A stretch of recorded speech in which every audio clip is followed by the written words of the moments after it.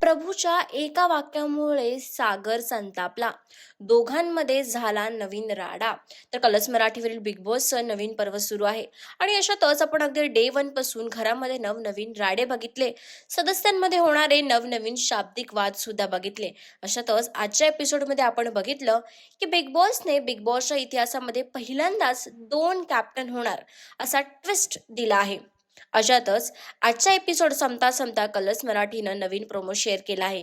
त्यामध्ये प्रभू शेळके आणि सागर कारंडे यांच्यामध्ये आपल्याला फाईट बघायला मिळणार आहे.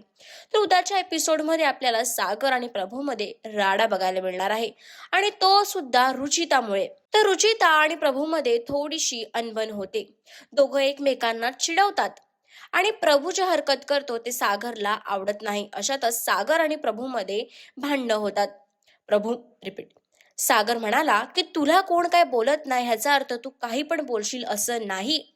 अशातच प्रभू म्हणाला मी कुठे काय बोललो आणि बाकीचे सदस्य दोघांना थांबवण्याचा पूर्ण प्रयत्न करत होते.